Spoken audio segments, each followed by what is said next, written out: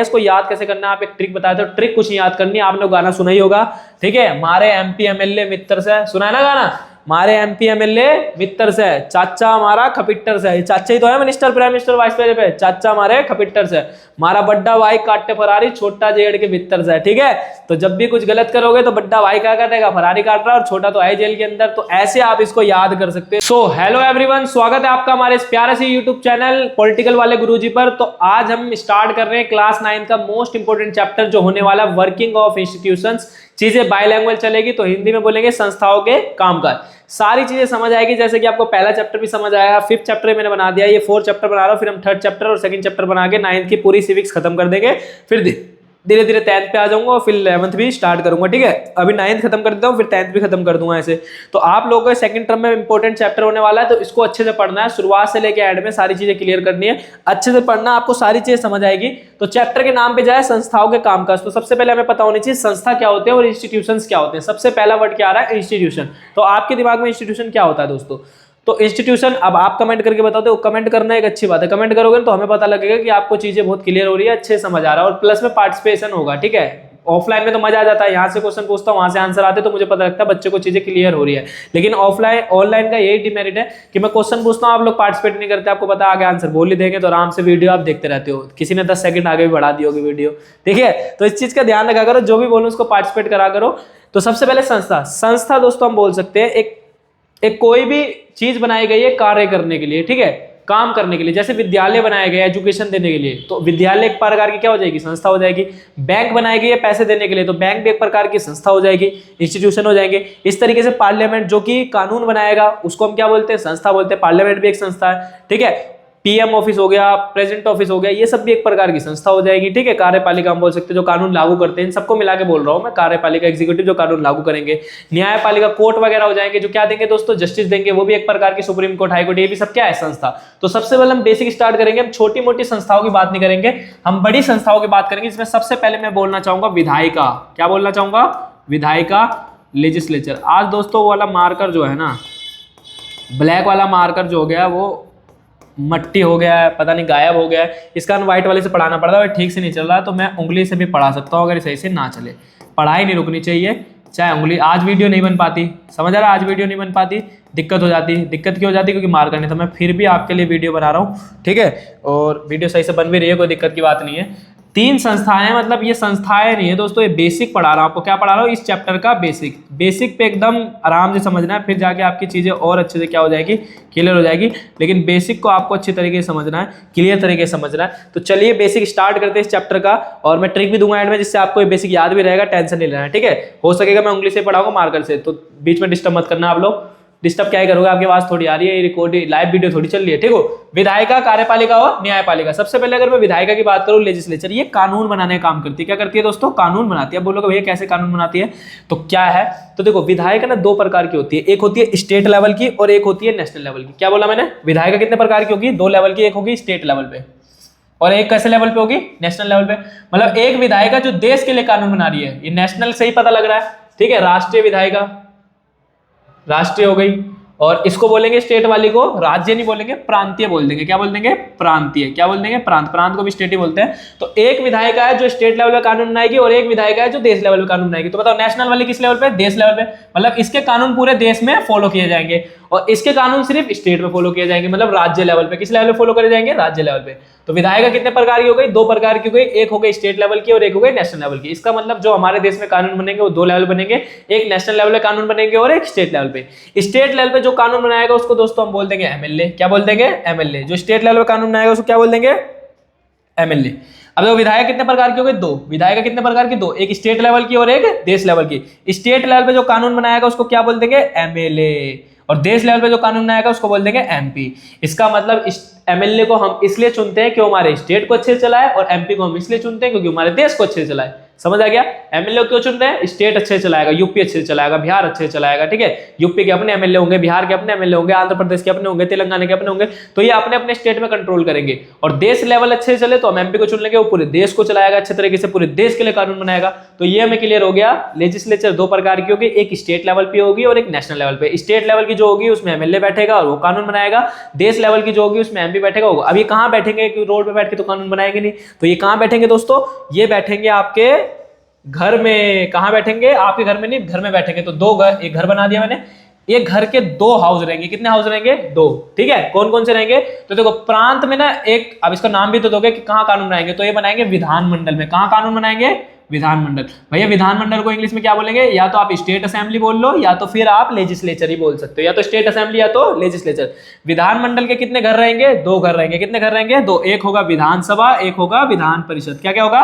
विधानसभा और विधान परिषद। हिंदी में लिख देता हूं फटाफट, विधान सभा, ठीक है। नोट्स बनाने में दिक्कत नहीं होगा आपको। और इसको बोलेंगे विधान परिषद।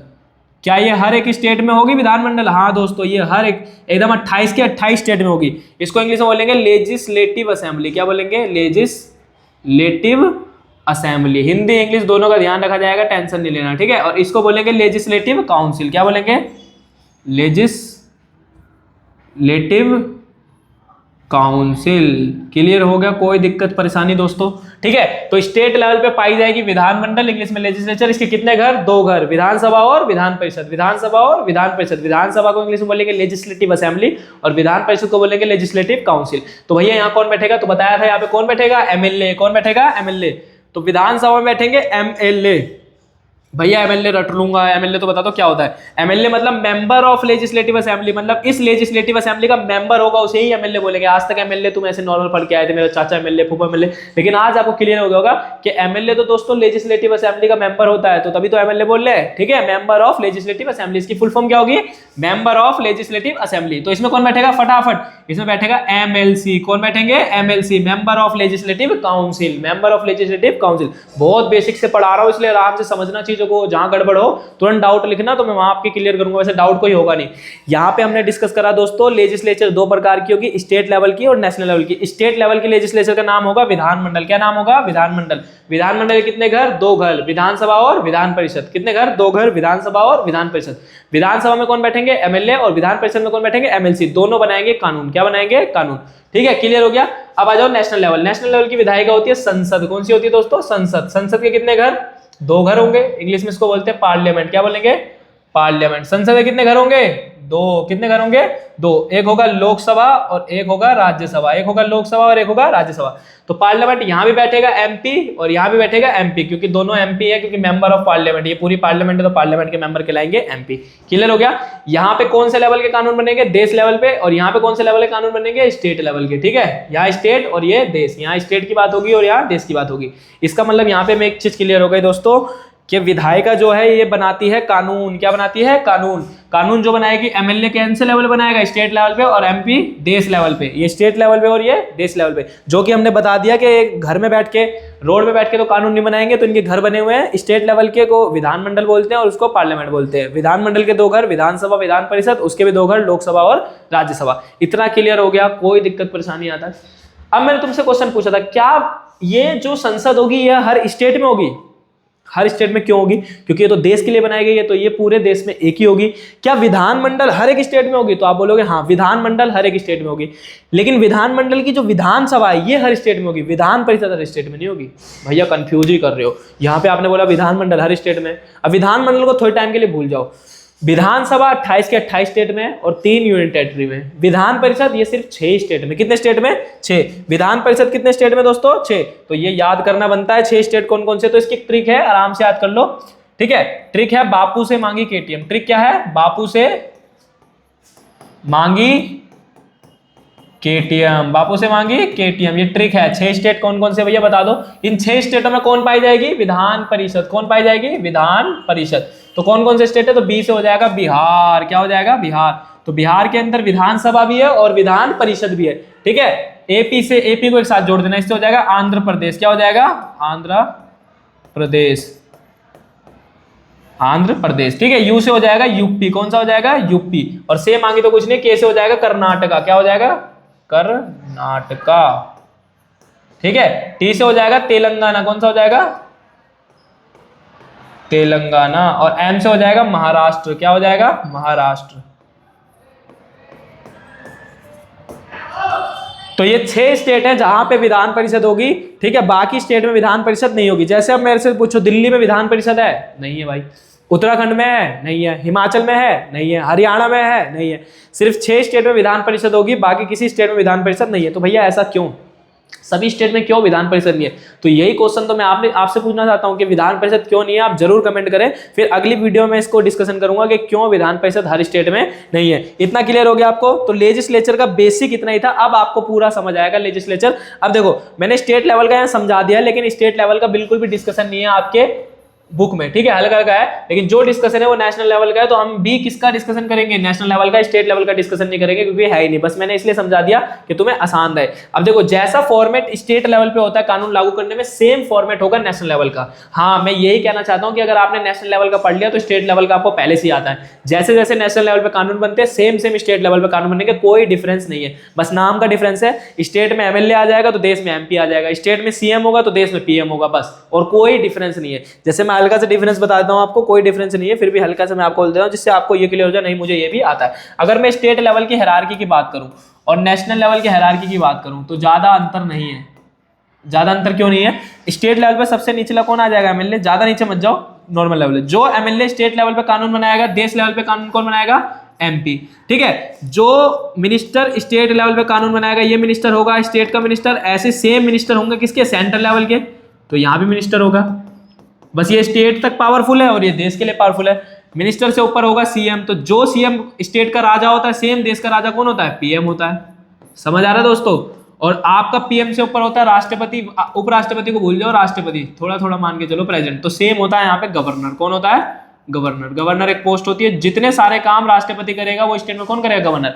इसका मतलब दोस्तों हम ये बोल सकते हैं क्या कि एमएलए का बड़ा भाई होता है एमपी, इस मिनिस्टर का बड़ा भाई ये वाला मिनिस्टर है, सीएम का बड़ा भाई हो जाता है प्राइम मिनिस्टर, गवर्नर का बड़ा भाई हो जाता है प्रेसिडेंट। इसका मतलब जितनी पावर स्टेट में गवर्नर की है उतनी पावर देश में राष्ट्रपति की होती है। जितनी पावर एक सीएम की स्टेट में होती है उतनी पावर देश में प्राइम मिनिस्टर की होती है। मतलब दोनों की पावर सेम है, बस पावर सेम नहीं है, मतलब दोनों की पोस्ट सेम ही है, बस अंतर पावर का है। वो देश लेवल पे काम कर रहा है और वो स्टेट लेवल पे काम कर रहा है। अब आपका पूरा कॉन्सेप्ट क्लियर हो गया होगा कि मैं क्या बताना चाहता हूं। इस हायरार्की को जरूर याद रखना, पूरा चैप्टर एकदम क्लियर होगा, कोई दिक्कत परेशानी की बात नहीं है। तो यहाँ पे हमारा बेसिक क्लियर हो गया है, ये वाला, ठीक है। ये वाला बेसिक क्लियर हो गया कि विधायिका जो है वो कानून बनाती है और कानून एमएलए बनाते हैं एमपी। एमएलए बनाएगा स्टेट लेवल पे और एमपी बनाएगा देश लेवल पे। एमपी बैठ के बनाएगा पार्लियामेंट के अंदर और एमएलए बैठ के बनाएगा विधानमंडल के अंदर। कोई दिक्कत परेशानी नहीं भैया। चलो आगे चलते। अब इन्होंने कानून बना दिया, कानून बनाने के बाद इन्हें ताली मार देंगे किसको, एग्जीक्यूटिव को, कि भाई अब तुम लागू करो। तो भैया एग्जीक्यूटिव में कौन आते हैं, ये कौन मेंबर होते हैं? तो एग्जीक्यूटिव भी 2 प्रकार की होती है। कितने प्रकार की होती है? तो एक होगी टेम्पररी और एक होगी, अब देखो स्टेट लेवल की एग्जीक्यूटिव की हम बात नहीं करेंगे, यहाँ हम स्टेट पे भी चले गए थे, देश पे भी चले गए थे, लेकिन यहाँ हम नेशनल लेवल की बात करेंगे बस, ठीक है। कार्यपालिका कितने प्रकार की होगी? 2 प्रकार की। कितने प्रकार की? 2, ठीक है। 2 प्रकार की होगी। तो मैं आगे तुम लोगों को डिस्कशन कर दे रहा हूँ साथ साथ, जिससे कोई दिक्कत परेशानी ना हो। कार्यपालिका कितने प्रकार की हो जाएगी? 2 प्रकार की हो जाएगी भैया। 2 प्रकार के types of executive, types of executive भैया 2 प्रकार के कौन कौन से बता दो, फटाफट बता रहे हैं, टेंशन नहीं लेना है। 2 प्रकार की होगी। एक होगी टेम्पररी एग्जीक्यूटिव। कैसी होगी? Temporary executive. बार बार नहीं लिख रहा नाम, चलो तुम ऐसे समझ लेना, ठीक है, क्योंकि आज ये वाले पेन से चलाने का मन नहीं कर रहा। Temporary executive. और एक होगी आपकी परमानेंट एग्जीक्यूटिव। टेम्पररी और परमानेंट, ठीक है। टेम्पररी और परमानेंट। टेम्पररी कौन सी होगी, परमानेंट कैसी होगी? टेम्पररी को बोलते हैं पॉलिटिकल भी बोलते हैं। टेम्पररी को क्या बोलते हैं? पॉलिटिकल। मतलब इसमें पॉलिटिकल वाले बंदे आएंगे टेम्पररी में, ठीक है। और टेम्पररी, प्यार तो आपने गाना सुना होगा, टेम्पररी मतलब होता है कुछ टाइम के लिए और परमानेंट होता है हमेशा के लिए। इसको बोलेंगे अस्थायी, उसको बोलेंगे स्थायी। इसको क्या बोल देंगे? स्थायी। और इसको क्या बोल देंगे? या तो राजनीतिक बोल दो या फिर अस्थायी बोल दो। तो भैया फटाफट बताओ इसमें कौन कौन आएगा। अब देखो अस्थायी के अंदर सारे नेता आएंगे। अब नेता कौन आएंगे? देखो एमएलए तो नहीं आएगा क्योंकि एमएलए कानून बनाने में लग गया है। एमपी भी नहीं आएगा, ये भी कानून बनाने में लगा हुआ। तो इसके ऊपर अब जो भी आएंगे, इसके ऊपर कौन होंगे? मिनिस्टर। मिनिस्टर के ऊपर कौन होगा? Prime minister. प्राइम मिनिस्टर के ऊपर वाइस प्रेसिडेंट और उसके ऊपर प्रेसिडेंट। इसका मतलब दोस्तों अगर मैं नॉर्मल हायरार्की लूं तो सबसे निचले लेवल पे एमएलए मान लो एमएलए। एमएलए के ऊपर एमपी, एमपी के ऊपर मिनिस्टर। सबसे नीचे एमएलए, एमएलए के ऊपर एमपी, एमपी के ऊपर मिनिस्टर, मिनिस्टर के ऊपर प्राइम मिनिस्टर, प्राइम मिनिस्टर के ऊपर वाइस प्रेसिडेंट और प्रेसिडेंट। मतलब दोस्तों ये चार बंदे जो आएंगे, जो एमएलए एमपी से ऊपर आएंगे, क्योंकि ये बन गए हैं कानून बनाने वाले, तो फिर ये कानून बनाएंगे तो लागू करने वाले कौन है? ये चार बंदे, ये चार चाचा है। चाचा कौन है? चाचा। चाचा वर्ड याद रखना है, मैं ट्रिक दूंगा, चाचा वर्ड याद रखना है, ठीक है। ये कौन है? चाचा जी। कौन है? चाचा जी। तो अस्थाई में कौन कौन आ जाएगा? फटाफट बताओ। मिनिस्टर, कौन आ गया? मिनिस्टर। फिर उससे ऊपर प्राइम मिनिस्टर, फिर उससे ऊपर वाइस प्रेसिडेंट, कौन आ जाएगा? वाइस प्रेसिडेंट, और सबसे टॉप पे प्रेसिडेंट, ठीक है। कोई दिक्कत परेशानी, कोई दिक्कत परेशानी नहीं होएगी हमारे होते हुए। क्लियर हुआ ये दोस्तों? आराम से प्रेसिडेंट, ये चार बंदे आ जाएंगे पॉलिटिकल वाले में। इसको पॉलिटिकल और टेम्पररी क्यों बोला? क्योंकि हर 5 साल बाद ये हट जाते हैं, समझ आ रहा है? 5 साल बाद हटेंगे, फिर नए चुने जाएंगे, तो हर 5 साल में हटते हैं, टेम्पररी है। परमानेंट बताओ कौन है? तो परमानेंट हो जाएंगे आपके आईएएस, आईपीएस, ये भी काम करते हैं, डॉक्टर, इंजीनियर, पुलिस, सब इसमें आएगी परमानेंट में। ये परमानेंट में क्यों आ रहे हैं? क्योंकि दोस्तों ये हमेशा तब तक रहेंगे जब तक रिटायरमेंट नहीं होती। इनको 5 साल में हटते नहीं है, रिटायरमेंट तक अपनी पद पे बने रहेंगे। अब इसको आपने परमानेंट क्यों बोला? इनको भाई टेम्पररी बोला, वो क्लियर हो गया। लेकिन ये कैसे आते हैं एग्जीक्यूटिव में? चलो इनका तो समझ आ रहा है कि एमएलए एमपी ने कानून बनाया, राष्ट्रपति ने सिग्नेचर करा और कानून लागू हो गया। तो ये तो हमें समझ आ गया कैसे कानून लागू करते हैं। ये कैसे करते हैं? जब राष्ट्रपति कानून लागू कर देगा, तो जैसे मान लो राष्ट्रपति ने कानून लागू करा कि हर एक स्कूल की जो फीस है वो माफ कर, अब जैसे मान लो ग्रेजुएशन तक फीस माफ कर दो, मान लो ऐसा कानून बनता है, 0 कोई फीस नहीं लगेगी ग्रेजुएशन तक। अब बताओ कॉलेज वगैरह के अंदर राष्ट्रपति आएंगे नीचे चेक करने? नहीं आएंगे ना। तो राष्ट्रपति ने तो लागू कर दिया, फिर राष्ट्रपति के नीचे हायरार्की में मिनिस्टर सब आएंगे, मिनिस्टर सब बोले कानून लागू होना चाहिए, मिनिस्टर से नीचे सेक्रेटरी वगैरह आ जाएंगे। अब भैया सेक्रेटरी कौन होता है? तो जब आप आईएएस कम एज में 25-30 की एज में बन जाओगे, तो उसके बाद आपके एक्सपीरियंस के बेस पे आपको ऊपर सेक्रेटरी बनाया जाता है, और सेक्रेटरी सीधा मिनिस्टर के नीचे काम करते हैं, इतने पावरफुल होते हैं।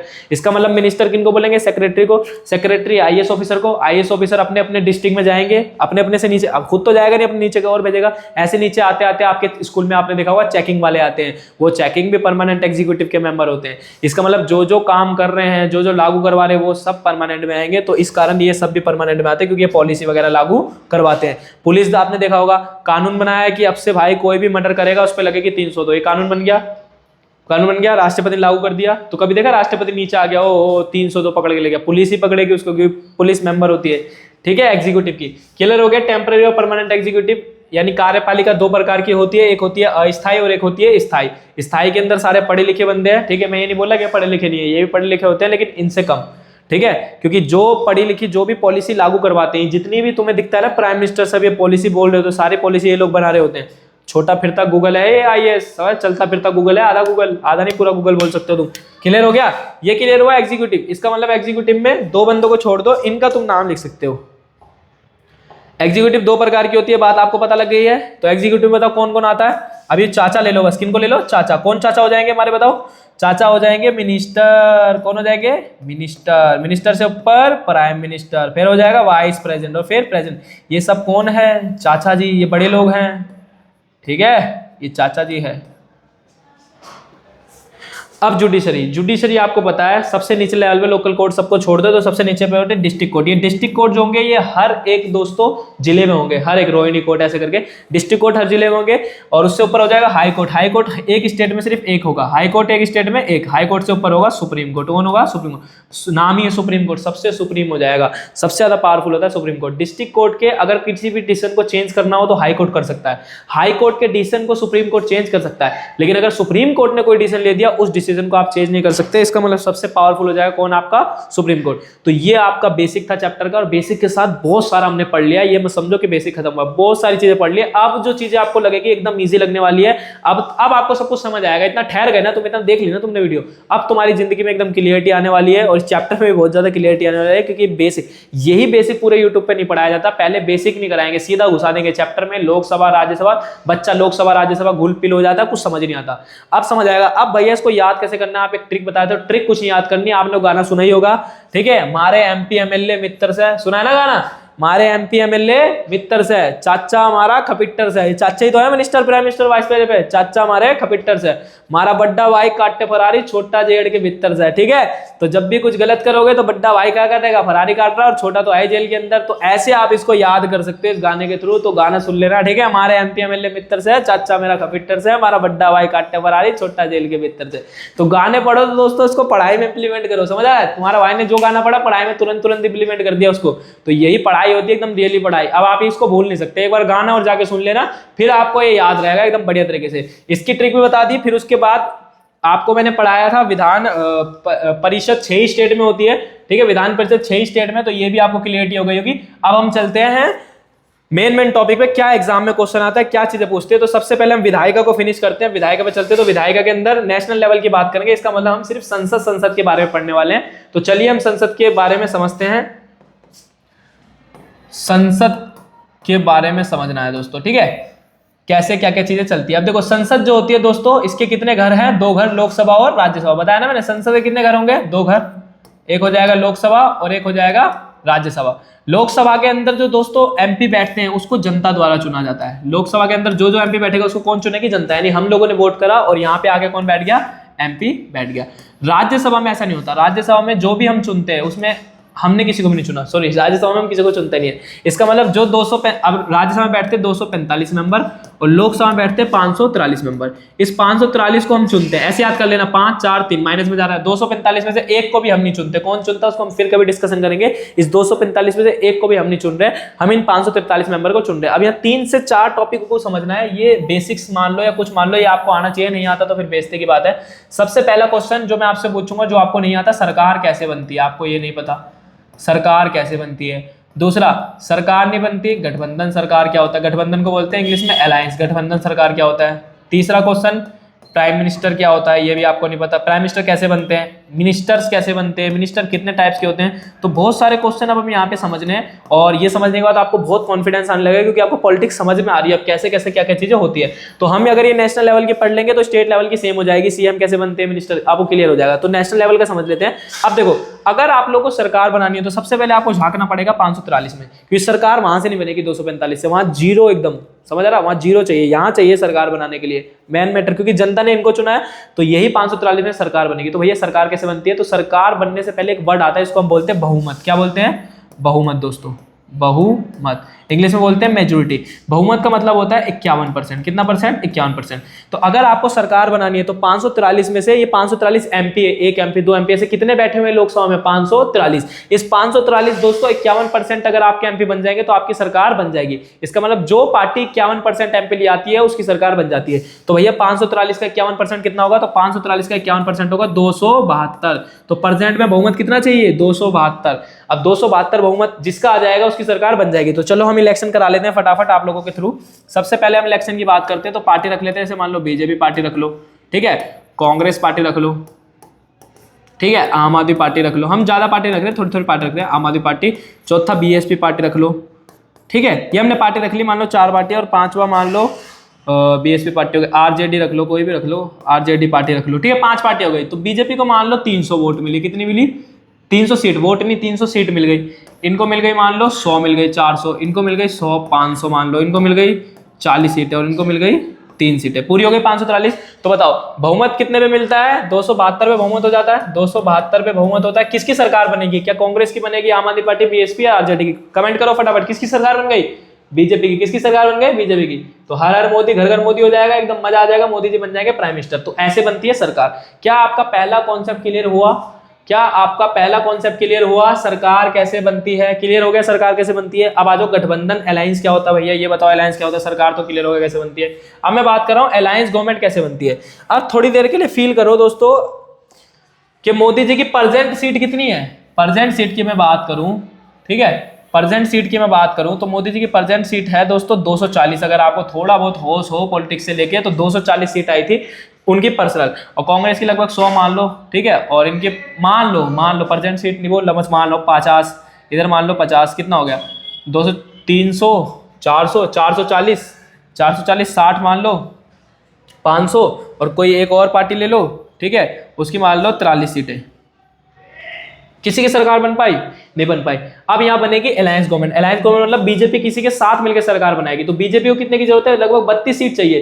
तो ये फोन घुमाएगी, मान लो बीएसपी को फोन घुमाया, बोला कि आप हमारे साथ आ जाओ, हम आपको इतने पैसे देंगे, उतने पैसे देंगे, मिनिस्टर बना देंगे, ये बना देंगे, पार्टी को खुश करेगी और इनको अपने साथ मिला लेगी। तो 200 अगर बीएसपी इसके साथ मिल जाती है, हाथी बोलती है हाथी मैं तुम्हारा साथी, ठीक है, तो 50 और 240 कितना हो जाएगा? 290। कितना हो जाएगा? 290। 290 सीट आती है, बीजेपी की सरकार बन जाती है, क्योंकि जीतने के लिए चाहिए 272, आ गई 290। इसी को बोलते हैं जब दो या दो से ज्यादा पार्टी आपस में मिलकर सरकार बनाए, मिलकर हाथ मिलाकर सरकार बनाती है, इसे ही हम क्या बोलते हैं? गठबंधन सरकार, अलायंस गवर्नमेंट। क्या बोलते हैं? गठबंधन सरकार, और इंग्लिश में बोलते हैं अलायंस गवर्नमेंट। क्लियर हुआ अलायंस गवर्नमेंट कैसे बनती है? कोई दिक्कत परेशानी दोस्तों? तो ये भी क्लियर हो गया आपको गठबंधन सरकार कैसे बनती है। अब प्राइम मिनिस्टर कैसे बनेगा? आप देखो, जैसे ही गठबंधन सरकार बन जाती है, अब आपस में एक डिस्कशन करेंगे 290 एमपी बैठ के कि किसको बनाना है प्राइम मिनिस्टर। तो ये 290 आपस में मिलेंगे और अपना एक प्राइम मिनिस्टर चुन लेंगे। वो 290 एमपी मिलकर अपना एक प्राइम मिनिस्टर बनाएंगे, क्योंकि प्राइम मिनिस्टर के इलेक्शन नहीं होते, प्राइम मिनिस्टर अपॉइंट होता है, उसको कोई इलेक्शन नहीं होगा, ठीक है। आपस में मिलकर डिस्कशन करेंगे।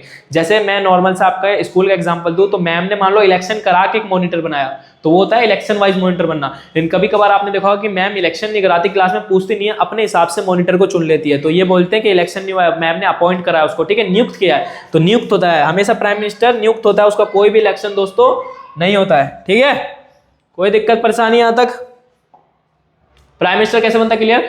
अब मिनिस्टर कैसे बनता है? अब प्राइम मिनिस्टर से क्वेश्चन पूछा जाता है, बताओ कि इन 290 में से किन किन को मिनिस्टर बनाना है। आप जिनको बोलोगे उनको बना देंगे। तो अब जो मिनिस्टर बनते हैं वो दोस्तों 15% ही मिनिस्टर बनेंगे। कितने परसेंट बनेंगे? 15%। कितने परसेंट मिनिस्टर बनते हैं? 15%। अब ये 15% मिनिस्टर लगभग 80-82 के आसपास मिनिस्टर बनते हैं, इतने ही डिपार्टमेंट होते हैं। अब ये मिनिस्टर बनते हैं तो मिनिस्टर के भी टाइप्स होते हैं। मिनिस्टर कितने प्रकार के होंगे? 3 प्रकार के। कितने प्रकार के मिनिस्टर होंगे? 3। सबसे पहले सबसे टॉप लेवल पे बैठता है कैबिनेट मिनिस्टर। कौन बैठता है? कैबिनेट। आपने बहुत बार सुना होगा कैबिनेट मीटिंग है, ये है वो है, राष्ट्र मतलब मोदी जी की कैबिनेट मीटिंग होने वाली है, तो एक कैबिनेट मिनिस्टर। इसके नीचे होते हैं स्टेट मिनिस्टर। इसका नाम स्टेट मिनिस्टर है, इसका मतलब कतई नहीं है कि स्टेट में काम करेगा, ठीक है। इसको बोलते हैं वाइस मिनिस्टर। क्या बोलते हैं? वाइस।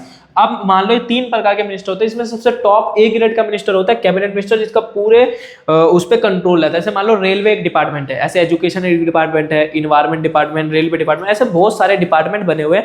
मैं एग्जांपल ले रहा हूँ रेलवे डिपार्टमेंट का। क्या पूरी भारत की रेलवे कैबिनेट मिनिस्टर संभाल लेगा? पूरे भारत रेलवे का तो हेड कैबिनेट मिनिस्टर हो जाएगा, ठीक है। जैसे होम मिनिस्टर है, होम मिनिस्टर का सबसे कैबिनेट मिनिस्टर कौन है? आपके अमित शाह हो गए, पूरी होम मिनिस्ट्री के हेड। इसका मतलब मैं ये बोलना चाह रहा हूँ कि रेलवे डिपार्टमेंट का हेड कौन हो जाएगा? Cabinet minister. कैबिनेट मिनिस्टर पूरे भारत की रेलवे नहीं संभाल सकता, तो अपनी हेल्प के लिए रख लेगा स्टेट मिनिस्टर को। स्टेट मिनिस्टर पूरा नहीं संभाल सकता, हेल्प के लिए रख लेगा वाइस मिनिस्टर को। तो ये 2 नीचे ये हेल्पर है, तो कैबिनेट मिनिस्टर हो जाएगा टॉप का, ठीक है। रेलवे डिपार्टमेंट में सबसे टॉप पे कौन मिलेगा? कैबिनेट, फिर नीचे स्टेट, फिर वाइस।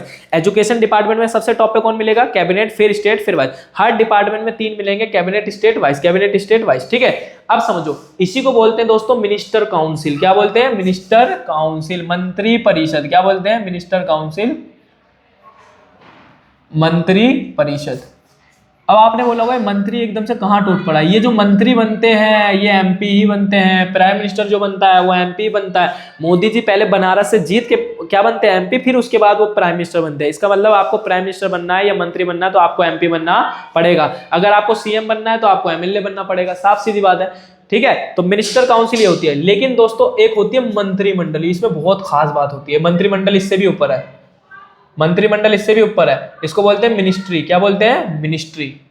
ये तो बहुत खतरनाक है मंत्रिमंडल। इसमें जो मीटिंग होगी, इस मीटिंग का हेड कौन होगा? Prime minister. तो यहाँ भी कौन हेड होगा? Prime minister. सेम होगा, यहाँ भी हेड होगा। लेकिन यहाँ पे कैबिनेट मिनिस्टर तो बैठेंगे, लेकिन यहाँ स्टेट मिनिस्टर भी बैठेंगे, लेकिन वाइस नहीं बैठेगा। लेकिन स्टेट कैसे बैठ जाएगा? कैबिनेट मिनिस्टर ही सबसे ज्यादा पावरफुल है, यहाँ तो स्टेट को भी नहीं बिठाना चाहिए। अब मैं बताता हूँ स्टेट मिनिस्टर क्यों बैठेगा। मान लो कि कैबिनेट मिनिस्टर की तबीयत खराब हो गई और ये हॉस्पिटल चले जाते हैं, तो स्टेट मिनिस्टर के आगे एक वर्ड लग जाएगा जिसको बोलेंगे फ्री चार्ज। क्या बोलेंगे? Free charge. और हिंदी में बोलेंगे स्वतंत्र प्रभार। क्या बोलेंगे?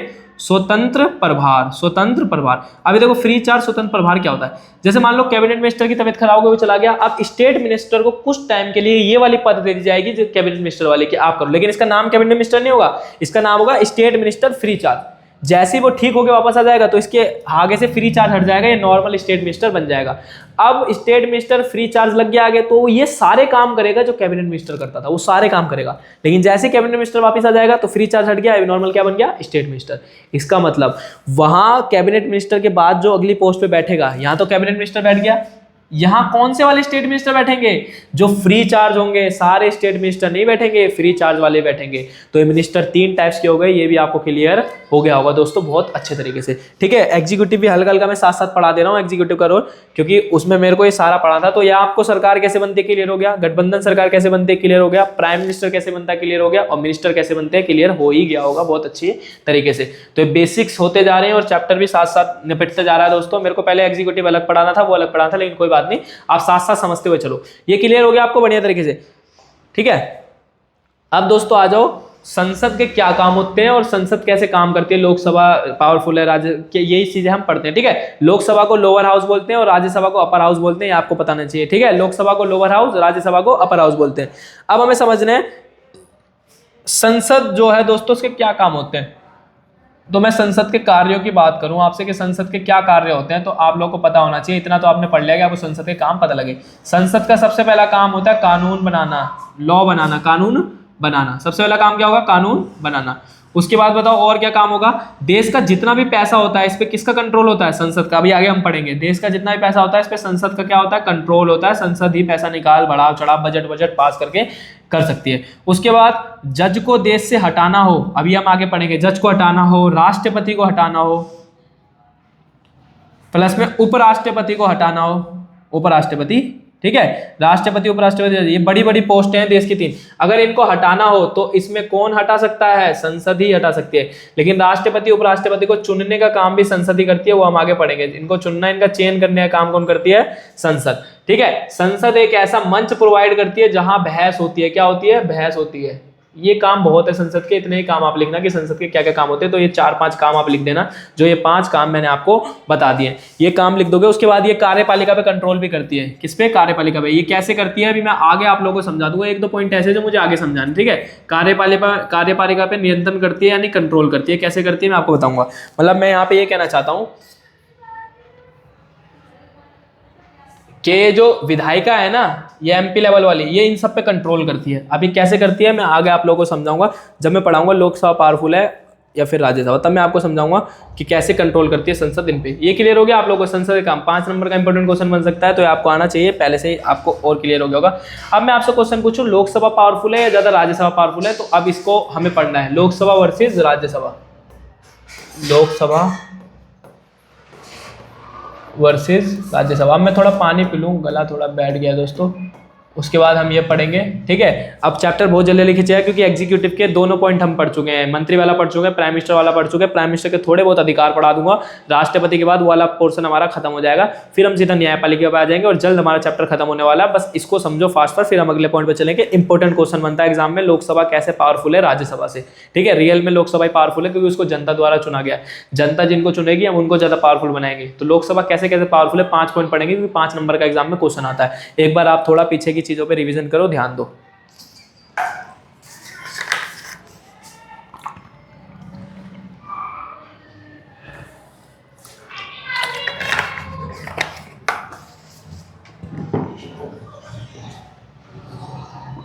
चलो समझते हैं लोकसभा और राज्यसभा में कैसे कौन पावरफुल है। सबसे पहले एक पॉइंट आता है संयुक्त अधिवेशन। क्या होता है, संयुक्त। चलो ये छोड़ो, पहले समझा दो फिर इस पे लेके आऊंगा। जैसे मान लो कानून जब भी बनेगा, कैसे बनेगा, कानून जब भी कैसे बनेगा, ये चीज याद रखनी है आपको। कानून जब भी बनेगा लोकसभा, राज्यसभा, राष्ट्रपति, लोकसभा, राज्यसभा, राष्ट्रपति, ये चीज आपको याद रखना है। ठीक है, लोकसभा से कानून आएगा राज्यसभा, राज्यसभा राष्ट्रपति, राष्ट्रपति उस पर करेगा सिग्नेचर। ठीक है, और कानून लागू हो जाएगा। ये चीज आपको पता है।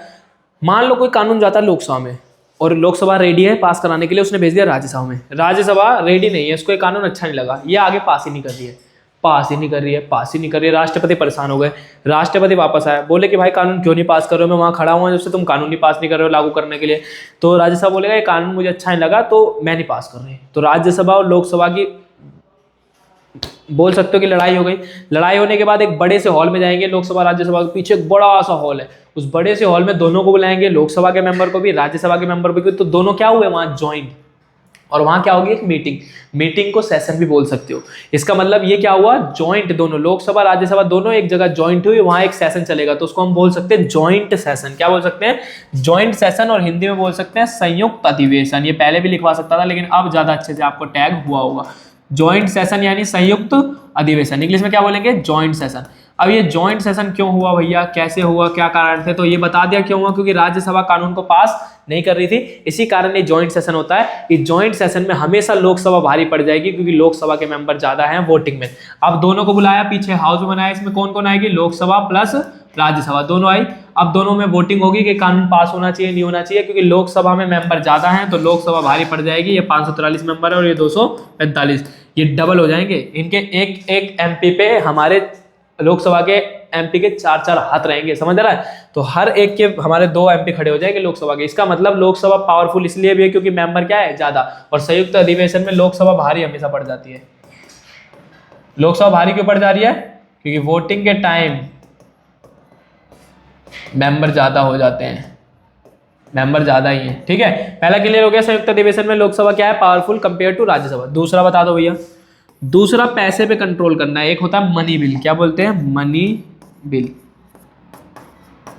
अब इसमें तो गंदी है राज्यसभा की। मनी बिल जो है दोस्तों लोकसभा ही पास कर सकती है और लोकसभा ही पास करके उसको राज्यसभा में बैठेगी। मनी बिल एक ऐसा है जो राज्यसभा से लोकसभा नहीं आ सकता, लोकसभा से राज्यसभा जाएगा। तो मनी बिल लोकसभा से पास होकर कहाँ गया, राज्यसभा। राज्यसभा उसको 14 दिन तक रोक सकती है। 14 दिन बाद या तो वो ये बोल सकती है इसमें कुछ कमी है, काम कर लो, या तो उसको पास करना पड़ेगा। और मान लो कि भैया ये पास ही नहीं करा, अगर मनी बिल राज्यसभा ने 14 दिन में पास नहीं करा ना, वो अपने आप पास माना जाएगा। इतनी बेइज्जती कि अपने आप पास माना जाएगा, पूछेंगे भी नहीं। इसका मतलब भैया मनी बिल में संयुक्त अधिवेशन बैठ सकता नहीं, मनी बिल को छोड़ के संयुक्त अधिवेशन किसी में बिठा लो, लेकिन मनी बिल में कोई संयुक्त अधिवेशन नहीं बैठेगा क्योंकि राज्यसभा को 0 शक्ति मिली है। राज्यसभा को पास करना पड़ेगा, 14 दिन के भीतर नहीं पास करा तो अपने आप पास माना जाएगा। तो पैसे पे बिल्कुल भी राज्यसभा का कंट्रोल नहीं है। तीसरा हो जाएगा मिनिस्टर्स। दोस्तों जो मिनिस्टर बैठेंगे, ये मिनिस्टर भी बैठेंगे कहाँ, लोकसभा में। क्वेश्चन पूछे जाएंगे कहाँ, लोकसभा में। तो मिनिस्टर सब राज्यसभा से ही मिनिस्टर बन सकते हो, लेकिन क्वेश्चन पूछने के बाद आएगा लोकसभा। मीटिंग कहाँ रहेगी, लोकसभा। बैठेगा कहाँ, लोकसभा। तो राज्यसभा से मिनिस्टर होते हैं लेकिन बैठते कहाँ है, लोकसभा में। तीसरा क्लियर हो गया। चौथा आपका हो जाएगा सरकार बनना, बहुमत, मेजोरिटी। बहुमत कहाँ चाहिए, आते ही सबसे पहले मैंने आपको ये बताया था कि मेजोरिटी हमेशा लोकसभा से चाहिए, राज्यसभा में 0 सीट चाहिए सरकार बनाने के लिए। राज्यसभा में सरकार बनाने के लिए कितनी सीट चाहिए, 0। बोला था ना यहाँ पे, राज्यसभा में 0 सीट चाहिए सरकार बनाने के लिए। सारी सीट कहाँ चाहिए, लोकसभा में। कितनी चाहिए, आधे से एक ज्यादा, 51%, 272 जिसको हम बोलते हैं। ठीक है, तो इसका मतलब मेजोरिटी भी चाहिए लोकसभा में। अब 5वां पॉइंट बता दो। 5वां पॉइंट बहुत खतरनाक है, इसको बोलते हैं अविश्वास प्रस्ताव, नो कॉन्फिडेंस मोशन। क्या बोलते हैं, no confidence motion. No confidence motion को हिंदी में बोलेंगे दोस्तों अविश्वास प्रस्ताव। क्या बोलेंगे, अविश्वास प्रस्ताव। ये क्या है भैया, अविश्वास प्रस्ताव समझो। सरकार बनाने के लिए लोकसभा में जरूरत है, तो सरकार गिराने में भी लोकसभा की जरूरत है। राज्यसभा का कोई इंटरफेयर नहीं होगा सरकार गिराने में, क्योंकि सरकार बन भी लोकसभा से रही है तो गिरेगी भी कहाँ, लोकसभा से। अब जैसे मान लो एमपी हैं, अब यहाँ पे आ जाओ। ठीक है, मान लो कि अभी 290 एमपी किसके हैं, बीजेपी के। कौन से मिला के, बीएसपी पार्टी को मिला के। अब देखो बीएसपी पार्टी को मिला के कितने एमपी है, 290। तो अब मान लो किसी बंदे ने फोन करा बीएसपी पार्टी को कि तुम सरकार तोड़ दो, हम तुम्हें इतना पैसा देंगे, उतना पैसा देंगे। तो मान लो कांग्रेस ने बोला, मानने में क्या जा रहा है, कांग्रेस ने बोला बीएसपी पार्टी को मिला के कि हम तुम्हें इतना पैसा देंगे, तुम सरकार तोड़ दो। तो कांग्रेस जाके क्या बोलेगी कि हमें चल रही सरकार, लोकसभा में जाएगी, जब मिली जाएगी इससे तो लोकसभा में जाएगी, बोलेगी हमें चल रही सरकार पे विश्वास नहीं है और हम जारी करना चाहते हैं नो कॉन्फिडेंस मोशन। तो लोकसभा का तुम्हें पता है, लोकसभा के अंदर सबका एक हेड होता है, तो लोकसभा का हेड होता है जिसको बोलते हैं स्पीकर। क्या बोलते हैं, स्पीकर। लोकसभा के हेड को क्या बोलेंगे, स्पीकर। तो लोकसभा का हेड बैठा होता है। अब स्पीकर के पास ये सारे लोग जाते हैं और बोलते हैं कि भाई कांग्रेस के बंदे कि हमें इस सरकार पे विश्वास नहीं है। तो 10 दिन डिबेट चलती है, डिबेट के अंदर 50 बंदे सिग्नेचर करके देते हैं लोकसभा के स्पीकर को कि हम रेडी है नो कॉन्फिडेंस जारी करने के लिए। और कांग्रेस ने बहुत बार करा है नो कॉन्फिडेंस मोशन। तो अब कांग्रेस नो कॉन्फिडेंस मोशन जारी करेगी, तो वहां से मोदी जी बोलेंगे कॉन्फिडेंस, हमें अपनी सरकार पे क्या है, कॉन्फिडेंस। तो फिर उनको अपना 272 वाला बहुमत सिद्ध करना पड़ेगा कि भाई दिखाओ तुम्हारे 272 एमपी है या नहीं। प्रॉपर वोटिंग होगी, उस वोटिंग में अगर ये 272 एमपी निकल आए, मतलब बीजेपी के बीएसपी मिला के अगर 272 एमपी हो गए तो सरकार में कोई दिक्कत नहीं है। लेकिन अगर ये हट जाती है तो बचेंगे 240 और सरकार गिर जाएगी। प्राइम मिनिस्टर को भी रिजाइन देना पड़ेगा और मिनिस्टर को भी रिजाइन देना पड़ेगा। इसका मतलब सरकार गिरा भी सकते हैं दोस्तों, और सरकार गिरेगी कैसे? क्लियर हो गया? नो कॉन्फिडेंस मोशन से। ठीक है, नो कॉन्फिडेंस मोशन से क्या गिर सकती है? सरकार गिर सकती है। जब हमें किसी सरकार पे विश्वास नहीं होता तो हम जारी करते हैं नो कॉन्फिडेंस मोशन। अब मैं यहाँ पे एक चीज आपको बताया था दोस्तों, मैंने ये बताया था आपको कि संसद में जो कार्य होते हैं, कार्यपालिका पे कंट्रोल करना, तो दोस्तों कार्यपालिका क्या है? प्राइम मिनिस्टर एक क्या है? कार्यपालिका। मिनिस्टर एक क्या है? कार्यपालिका। और ये नो कॉन्फिडेंस मोशन कौन जारी करते हैं? एमपी। तो एमपी किसका मेंबर है? विधायिका का। तो एमपी ये विधायिका के मेंबर है, और ये कार्यपालिका पे कैसे कंट्रोल कर रहे हैं?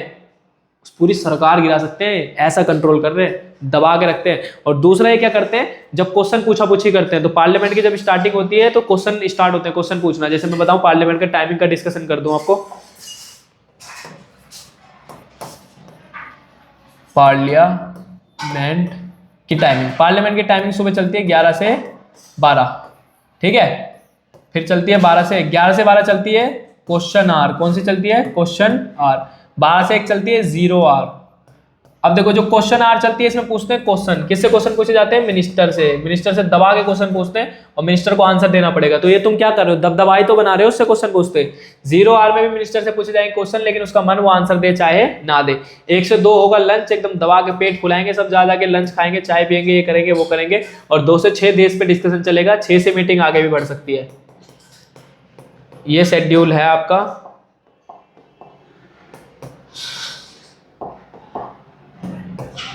ये शेड्यूल है आपका डिस्कशन का, ठीक है। 2 से 6 टाइमिंग आगे बढ़ सकती है। पार्लियामेंट की टाइमिंग चलती है दोस्तों इस प्रकार, ठीक है। समझ आ गया?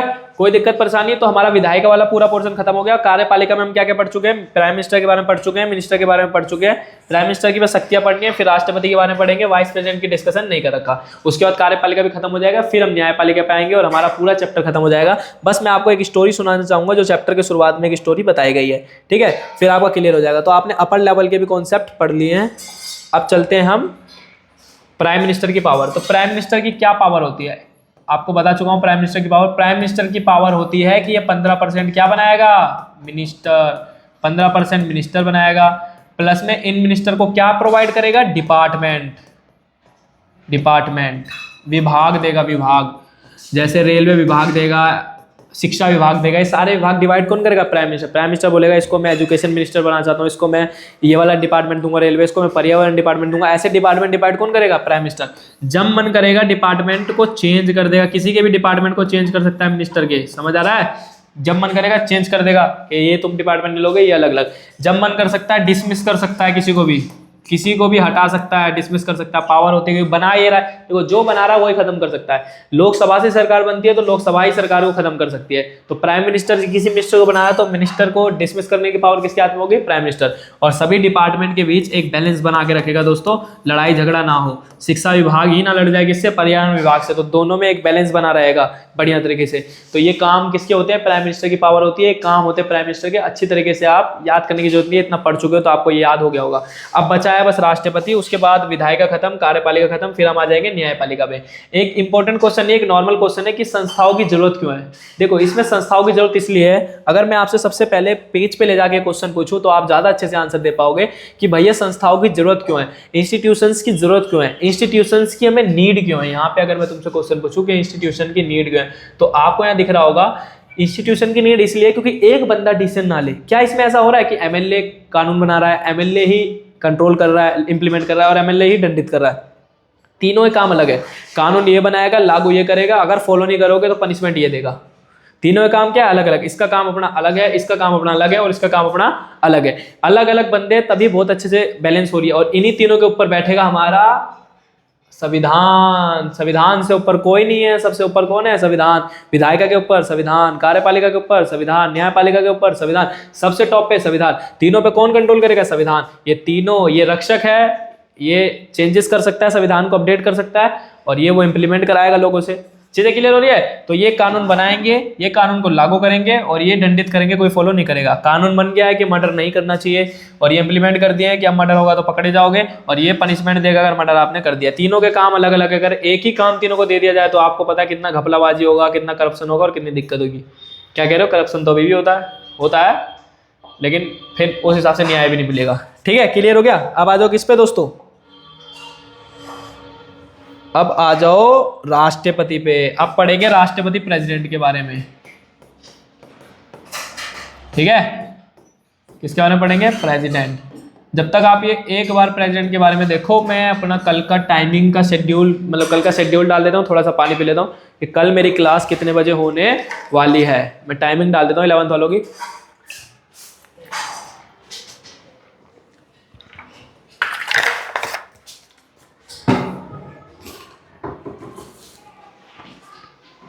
दस 43 हो गए बाबू लोग, फाइन लग जाएगा टाइमिंग अभी नहीं डालेंगे तो। क्या टाइमिंग डाल चुका हूं मैं? 11th नहीं दोस्तों, कल मेरी क्लास है। कल क्लास है 11 बजे और 6 बजे। चैप्टर फिनिश करेंगे, टाइम पे आना, कोई छुट्टी मत करना। ठीक है दोस्तों, वहाँ डाल चुका हूँ 11th ए ब्लॉग में। कल सेम टाइम क्लास है, चैप्टर फिनिश करेंगे, टाइम पे आना। चलो दोस्तों, मैसेज डाल दिया है। अब आ जाओ फटाफट, हम आगे पढ़ते हैं। गला भी बैठ गया है पढ़ाते पढ़ाते। चलिए बात करते हैं हम राष्ट्रपति की, प्रेसिडेंट की। तो अगर हम प्रेसिडेंट और राष्ट्रपति की बात करना चाहे तो हमें सबसे पहले पता होना चाहिए ये हमारे देश के प्रमुख होते हैं। देश के पहला सिटीजन बोलते हैं ना, नागरिक होता है, तो हमारे देश के प्रमुख है। देश की रियल पावर इनके हाथ में नहीं है, रियल पावर प्राइम मिनिस्टर के हाथ में है। देश के प्रमुख होते हैं, हेड होते हैं। ठीक है, उसके बाद इनका चुनाव होता है, इनके इलेक्शन होते हैं। उनके इलेक्शन में कौन कौन पार्टिसिपेट करता है? तो पूरी पार्लियामेंट में कौन होगी? लोकसभा और राज्यसभा, ये दोनों पार्टिसिपेट करेंगे। दोनों को मिला के एमपी बनते हैं, तो एमपी पार्टिसिपेट करेंगे। और स्टेट लेवल पे विधानसभा पार्टिसिपेट करती है, विधान परिषद पार्टिसिपेट नहीं करती। अब आप में से कोई बताएगा विधानसभा ही क्यों पार्टिसिपेट करती है, विधान परिषद क्यों नहीं करती?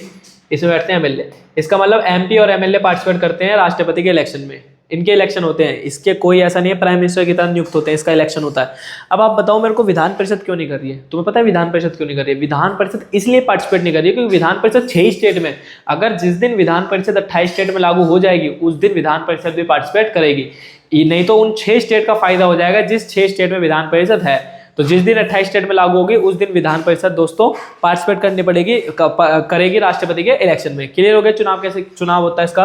प्लस में राष्ट्रपति ना दोस्तों सेना का प्रमुख होता है, तीनों सेना का हेड होता है। थल सेना, जल सेना, वायु सेना, तीनों का हेड होगा।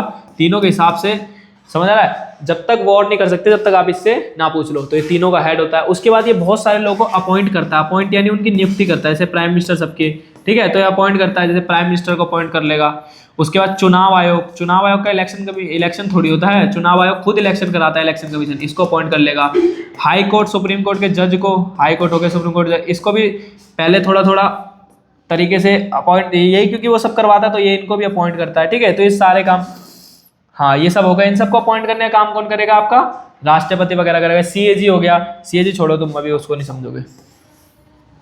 इन सबको अपॉइंट कौन करेगा? राष्ट्रपति। ठीक है, और देखा जाए तो प्रेजेंट में ना दोस्तों जो प्राइम मिनिस्टर हो गया ना, वो थोड़ा सा, अब जब से गठबंधन सरकार का दौर है ना, तो प्राइम मिनिस्टर थोड़ा सा कमजोर होकर काम करता है, क्योंकि उसको पता है उसको कुछ भी एक्शन लेना है ना, उसकी पावर पे थोड़ी सी कमी आई है कि अब वो कुछ भी एक्शन लेगा उसको विपक्षी, उसे अपनी पार्टी, जैसे मान लो यहाँ पे बीएसपी और बीजेपी ने साथ मिलकर क्या बनाई है सरकार, बीएसपी और बीजेपी ने साथ मिलकर क्या बनाई है सरकार। तो बार बार बीजेपी को पूछना पड़ेगा किससे? बीएसपी से, कि भाई हम ये कानून लागू कर सकते हैं? नहीं, तो ये हाँ भरेगी तो नहीं तो ये पार्टी तोड़ देगी। तो अपनी पार्टी जो बनती है ना बहुमत वाली, वो अलग ही मजेदार होती है। ठीक है, तो ये सब थोड़ी सी कमियां है। आप इतना थोड़ा ध्यान रखें राष्ट्रपति के बारे में कि राष्ट्रपति ये सब क्या करते हैं, काम करते हैं। सेना का प्रमुख होता है, चुनाव कैसे कैसे होता है, देश के प्रमुख होते हैं। तो राष्ट्रपति की ये सारी क्या है चीजें। ठीक है, और कभी कभार राष्ट्रपति जैसे मान लो कोई भी प्रेसिडेंट ही नहीं बन, कोई भी प्राइम मिनिस्टर नहीं बन पा रहा है, जैसे मान लो कोई प्राइम मिनिस्टर ही नहीं बन पा रहा, दिक्कत हो रही है। जैसे मान लो किसी की मिल ही नहीं रही है, 272 किसी के आ ही नहीं रहे हैं, 272 किसी के नहीं आ रहे हैं। तो जैसे मान लो बीजेपी पार्टी है, बीजेपी पार्टी के लास्ट आए हैं 250, 250 आए, अब 272, अब इसको 12 जोड़ने हैं, तो ये क्या करेगा, इनको शपथ दिलवा देगा। राष्ट्रपति के पास ये पावर होती है कि इनको शपथ दिलवा देगा, किसको, बीजेपी के हेड को, जो भी होगा, जो भी बनना चाहेगा। जैसे मान लो मोदी जी बनना चाहते हैं, तो मोदी जी को शपथ दिला देगा प्राइम मिनिस्टर की, और बोलेगा कि आपके पास 30 दिन का टाइम है, 30 दिन में आप कितने बंदों को जोड़ लो, 250 है ना, 22 बंदों को जोड़ लो, 22 बंदे जोड़ते ही आप बन जाओगे प्राइम मिनिस्टर। तो पहले से ही इनको क्या बना दिया, प्राइम मिनिस्टर बना दिया। अब 22 दिन में जोड़ेंगे, जोड़ दिया तो ठीक है, नहीं तो 30 दिन के बाद इनकी सरकार गिर जाएगी और दोबारा से इलेक्शन होंगे। तो ये एक्स्ट्रा पावर होती है किसके पास, राष्ट्रपति के पास, कि अपना दिमाग लगा के नया प्राइम मिनिस्टर अपने अनुसार बना सकते हैं, ठीक है। और राष्ट्रपति की पावर होती है एक और, जिसको हम बोलते हैं वीटो पावर। क्या बोलते हैं, वीटो पावर। वीटो मतलब होता है मना करना। अब वीटो पावर भी 3 टाइप्स की होती है, थोड़ी अपर लेवल का कॉन्सेप्ट है, आप नॉर्मल समझो। इसमें ज्यादा की बात, इसमें पॉकेट वीटो की बात करी हो गई, पॉकेट वीटो समझ लो। वीटो पावर क्या होती है, पॉकेट वीटो पावर भी 3 प्रकार की होती है, लेकिन जिसमें से मैं सिर्फ एक वीटो पावर पढ़ा रहा हूँ, जिसको बोलते हैं पॉकेट वीटो। पॉकेट वीटो क्या होता है, मान लो लोकसभा ने कोई पास करा, राज्यसभा के गया, राज्यसभा ने पास करा, राष्ट्रपति को वो कानून अच्छा नहीं लग रहा, तो अपनी पॉकेट में रख लेंगे, अपने पॉकेट में रख लेंगे और पास ही नहीं करेंगे। तो ये वीटो पावर होती है किसके पास, राष्ट्रपति के साथ। इतनी पावर बहुत है, इतनी पावर याद रखना है। राष्ट्रपति के ऊपर क्वेश्चन आए तो 4-5 चीजें आप ये लिख देना। उसके बाद हम आ रहे हैं सीधा न्यायपालिका पे, फिर हम जल्दी से इस चैप्टर को खत्म करेंगे, न्यायपालिका का वाला पोर्शन पढ़ के फिर हम एक स्टोरी पढ़ेंगे और चैप्टर हो जाएगा खत्म, ठीक है। जुडिशरी, जुडिशरी भारत की बहुत पावरफुल जुडिशरी है दोस्तों। भारत की जुडिशरी बोला गया है, भारतीय न्यायपालिका अत्यधिक पावरफुल है, सर्वाधिक पावरफुल है, बहुत ज्यादा पावरफुल है दोस्तों, ठीक है। ये बोला गया बुक में, गला खराब हो जाता है इतना पढ़ाने के बाद। प्लस में न्यायपालिका को बनाया गया कि अगर किसी के नागरिकों के बीच लड़ाई हो जाए, ठीक है, स्टेट गवर्नमेंट के बीच लड़ाई हो जाए, सेंट्रल स्टेट के बीच लड़ाई हो जाए, तो ये सॉल्यूशन कौन निकालेगी, न्यायपालिका। और न्यायपालिका में आपको पता ही है लेवल, सबसे नीचे डिस्ट्रिक्ट कोर्ट, उससे ऊपर हाई कोर्ट, उससे ऊपर सुप्रीम कोर्ट, ठीक है। सुप्रीम कोर्ट में कितने जज बैठते हैं, 33 जज बैठेंगे, और एक होगा head chief justice of India, ठीक है। एक टॉप लेवल पे होंगे चीफ जस्टिस ऑफ इंडिया और बाकी 33। आप प्रेजेंट के चीफ जस्टिस ऑफ इंडिया कौन है, उनका नाम बताना, ठीक है। हमारे भारत के सबसे मुख्य न्यायाधीश कौन से। अब देखो, अगर किसी की मान लो नागरिक की लड़ाई हो गई, सिटीजन की लड़ाई हो गई, मान लो सिटीजन वर्सेस क्या हो जाए, सिटीजन, ठीक है, सिटीजन वर्सेस सिटीजन, तो फिर इसमें कौन संभाल लेगी, ये संभाल लेगी। State government versus state government हो जाए, कौन संभाल लेगी, संभाल लेगी। सेंट्रल वर्सेस स्टेट हो जाए तो कौन संभाल लेगी, न्यायपालिका संभाल लेगी, ठीक है। प्लस में इसको बहुत ज्यादा पावरफुल बनाया गया, इसको विधायिका और कार्यपालिका के कंट्रोल से बाहर रखा गया। अगर जैसे मान लो विधायिका और कार्यपालिका, विधायिका कानून बनाती है, कार्यपालिका इंप्लीमेंट करती है, इनसे ज्यादा पावरफुल, इनसे ज्यादा सेपरेट बनाया गया न्यायपालिका को। ऐसा क्यों, क्योंकि न्यायपालिका को जज होते हैं तो उसको हटाना भी असंभव है, असंभव, बहुत मुश्किल से हटते हैं। जैसे मैं एक स्टोरी सुनाऊंगा, गलत होने के बाद भी जज नहीं हटा, असंभव, हटाना मुश्किल है। प्लस में साथ साथ दोस्तों इसकी सैलरी भी जो है, इसकी जो भी भत्ता मिलता है, इसको जो भी सैलरी मिलती है, ये डिपेंड ही नहीं है, इसको प्रॉपर इसको सैलरी मिल जाएगी। इसमें विधायिका कार्यपालिका को रोल नहीं है, मतलब इसको एक डर से बाहर रखा गया है कि दोस्तों आप विधायिका और कार्यपालिका के कंट्रोल में ना हो, इसको अलग से बहुत ज्यादा पावर दी गई है। और ये संविधान के रक्षक इनको बोलते हैं, संविधान के क्या है, ये रक्षक है दोस्तों। ये सब पॉइंट है जो आपको याद रखने हैं, सब लिखने हैं। संविधान के क्या है, ये रक्षक हैं, संविधान की रक्षा करते हैं सारे जज मिलके। अब देखो, जज की नियुक्ति भी मुश्किल है और हटाना तो कितना मुश्किल होगा। जज की नियुक्ति होती है एक्सपीरियंस के आधार पर, ठीक है, एक्सपीरियंस के आधार पर। और जज की नियुक्ति कैसे होगी, तो अब देखो सुप्रीम कोर्ट के 5 जज निकलेंगे, कितने निकलेंगे, 5। इसको बोला जाएगा कोलोजियम। क्या बोला जाएगा, कोलोजियम। कितने जज निकले, 5।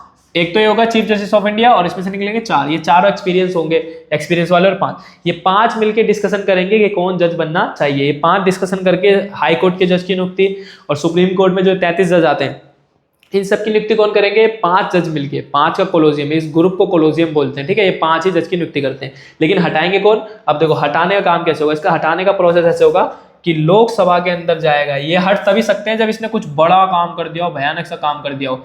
जैसे मान लो इसने कर दिया हो, घोटाला कर दिया होगा बहुत खतरनाक है, तो घोटाला करने के बाद ये जाएगा लोकसभा में। लोकसभा में 66% मेंबर, यानी 2/3 मेंबर को बोलना पड़ेगा कि भाई ये जज है बेकार।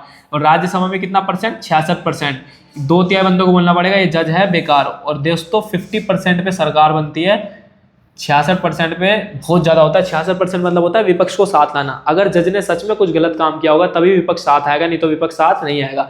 तो आप तभी जज को हटा सकते हो जब 66% यहाँ बोले और 66% यहाँ बोले।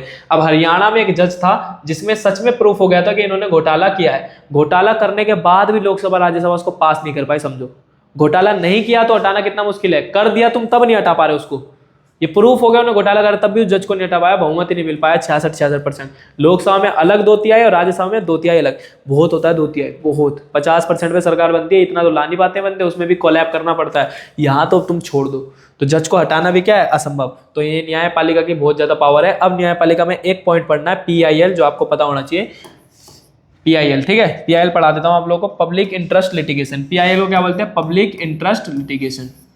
क्या बोलते हैं, पब्लिक इंटरेस्ट, ठीक है,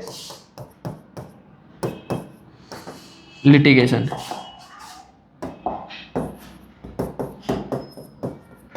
हिंदी में बोलते हैं जनहित याचिका। क्या बोलते हैं, जनहित याचिका, चाचिका लिख दिया, सॉरी, याचिका।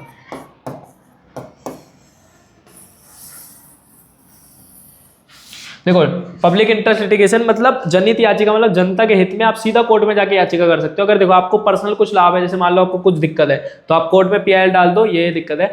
इसमें आप अपनी दिक्कत के लिए भी डाल सकते हो। अगर रियल में आपको कोई दिक्कत नहीं है, लग रहा है समाज को इससे बहुत ज्यादा दिक्कत है, तो ये भी आप PIL डाल सकते हो, कोई दिक्कत की बात नहीं है। मतलब PIL एक ऐसा पेपर है जो आपको सीधा कोर्ट से टच करता है। आपको कार्यपालिका, जैसे मान लो बहुत ज्यादा पॉल्यूशन हो रहा है, बहुत ज्यादा पॉल्यूशन हो रहा है, तो रियल में पॉल्यूशन को खत्म करने का काम है कार्यपालिका का, पानी का छिड़काव करे, सब करे। लेकिन अगर वो ये काम नहीं कर रही है, तो आप PIL डालो कि पॉल्यूशन के कारण हमारे समाज को बहुत ज्यादा दिक्कत हो रही है।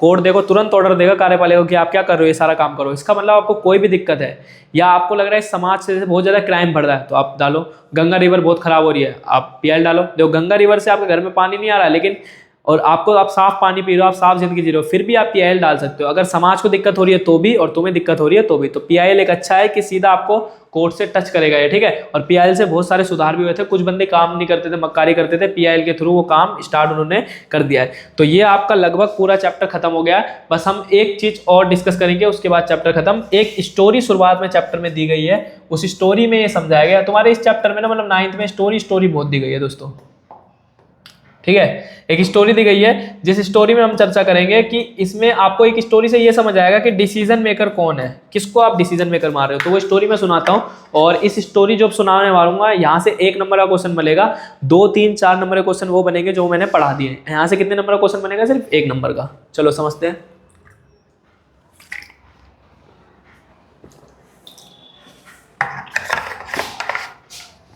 चलो समझो आराम से। स्टोरी है दोस्तों, क्या होता है कि एक मंडल आयोग बनता है। कौन सा आयोग, मंडल आयोग, मंडल कमीशन। ये मंडल कमीशन को एक और चीज बोलते हैं, सेकंड बैकवर्ड क्लास कमीशन। क्या बोलते हैं, सेकंड बैकवर्ड क्लासेस कमीशन।